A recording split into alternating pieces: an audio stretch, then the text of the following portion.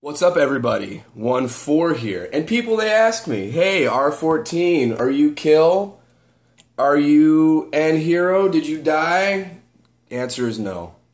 Sorry to disappoint, because I know that there are some people out there who probably wish that I would have just died. But, no, sadly, I'm just playing around with the lighting right now to see what looks best. Yeah, I think that, yeah, that looks good. Okay, so, people, they ask me, R14, are you kill? Are you die? Answer's no.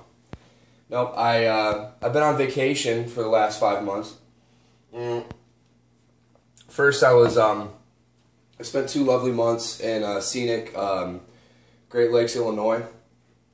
It's just north of Chicago. It's a great spot. You should really check it out. It's right by the lake.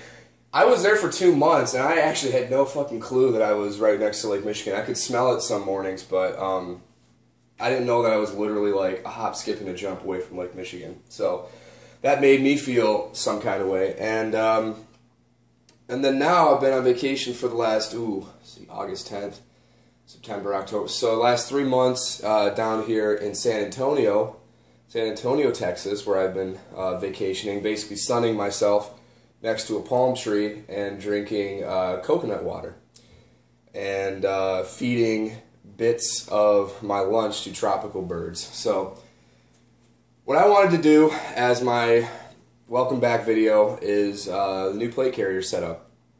I've actually owned the base plate carrier here for quite some time, probably the better part of a year now. But I had it with an all Coyote Brown setup before, and I've since obviously switched to a mixture of smoke green and ranger green. So let's get into it. The base carrier is a Paraclete, a Pre-MSA Paraclete HPC, and just for the record, all the Paraclete pouches I'm about to show you are Pre-MSA with the exception of one, and I'll point that one out. That doesn't matter to most people, but it does matter to some. I'm not one of them. I personally don't give a shit. I just think that the Pre-MSA pouches look a little bit cooler. They have kind of a more gray tint to them. So the base plate carrier is a medium Paraclete HPC with all these gadgets and doodads on it. So starting up top here, I have a pair of Eagle DPC shoulder pads in Ranger Green. These are the same shoulder pads that some of you have a sharp eye will notice that LLGMR uses. They're actually really comfortable. They're nice. I highly recommend them. And in this color, they can be picked up for about 40 bucks on eBay. The front of the plate bag is slick for now. There's a medical firing system pouch that's coming in the mail. However, I probably will not use it because I just foresee this area as becoming far too bulky, and I like it the way it is now. I have 2 U94 push-to-talks that I use in my Peltors. I did get some dual-com Peltor Contact 2s recently. They're awesome, very nice, highly recommended. And the cool thing about these is that one of them actually, the one that's attached to my puxing, is actually a rewired one that I guess the Chinese rewired. I don't know. And then the other one is authentic, and the one that's authentic is wired to ICOM, which is over here. So now starting from this side of the cummerbund, I have a RLCS ICOM pouch that houses my puxing. Still have the puxing. Really no complaints whatsoever about this radio. It's a nice, powerful little ham radio, and it does the job quite well. Next to that, I have an RLCS Fort Bragg pouch. People, they told me, R14 RLCS Fort Bragg doesn't reel. Right there. And then 2 Pre-MSA double M4s. Pretty standard. Over here, I have a Pre-MSA signal pouch in what was smoke green at one point. And I just have my gloves in there for now. And I just foresee this pouch as being utilized for like multi-tools, pack of smokes, can of dip, that type of thing. This is an AWS embedder pouch that has my ICOM in it.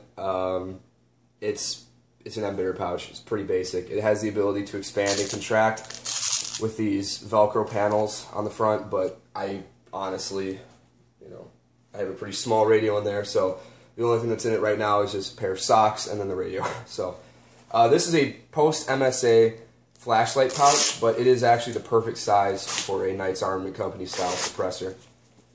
And it looks, I don't know, a lot of people feel that it reminds them of Cry Precision pouches. It obviously isn't, but I just thought it looked kind of neat, and it was like $8, so why not? And then last but not least, over here is a Paraclete TV dinner pouch, and it's Pre-MSA, smoke green, and it's just a neat pouch for just storing lots of crap in it. They're originally designed for a Barrett 50 caliber magazine, but you could probably fit a Lean Cuisine in there, so that's just food for thought for when you're going on like a long extended game. Back panel is as follows. I have two, hopefully you can see that from that angle, I have two buckled 40mm / flashbang pouches, and these are actually the perfect size for a Thunderbee with the, obviously with the, you know, the ignition assembly and the trip wire shell. Wow, that took forever to get out. Trip wire shell, it's a perfect fit. I don't think you could use the other Thunderbee shells with this, honestly, because I know that some of them are exponentially larger and some of them have weird shapes to them and shit like that. But it is a pretty tight fit. Hopefully I can get the buckle here. Fuck. Come on. Alright. I know I'll be able to get it the second I'm not on camera. And then over here is a Pre-MSA Paraclete large flashbang, again with a Thunderbee with the shell, making for a total of 3 Thunderbees, complete with ignition devices. Pre-MSA SR25, honestly, all I'm going to do is just cram this with as many of those Enola Gay smokes as I can. Not the big ones, obviously, you'd only be able to fit one, but I think I have a hunch I can fit like 3 or 4 of the smaller ones in here.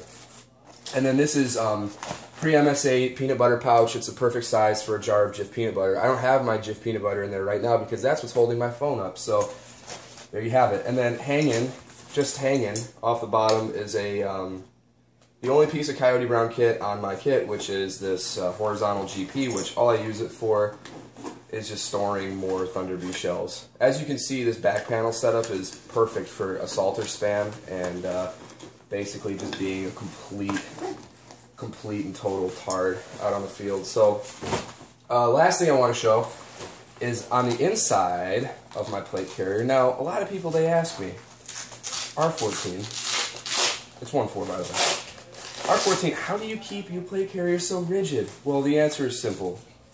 You dingus. Plates. These are not real plates. They are fake plates. However, they are by a company called, I don't know if you can see that, Log Precision. A lot of you on Facebook know who makes this. Logan is he's a Washington man. He's a Cry Precision man. He's a BB Wars man. And he makes these plates, and they're perfect because unlike some of the retarded replicas that come out, they're more contoured. They're not a hollow plastic shell. They're a solid plastic in a material that he describes as similar to Kydex, and I concur.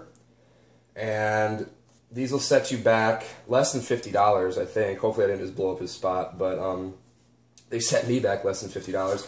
And he sends them with a plate backer for just added comfort that's just made out of a USGI bedroll. So, not too shabby at all. I mean, basically, I'm at the point now where it's like, if somebody offered me a Toy Soldier plate or one of those like King Arms bubble plates, I pretty much would be at the point where it's like, if it's not genuine from Log Preston, I'm pretty much not interested at all. So, that's all it comes down to, is once you get the taste, once you wet your beak and you get the taste in your mouth for the quality things, you pretty much just state whenever somebody offers you some retarded replica, I'm not interested. So, there you go. Hopefully you are interested in this video, and hopefully you didn't turn it off after 20 seconds. But yeah, there you go, guys. I'm just enjoying my vacation over here. The reason why I bought all this shit was because I was supposed to go to Black Sheep down in Temple with Cooner, and at the last second, all these big, bad, tough Texans that talk about how tough they are in their state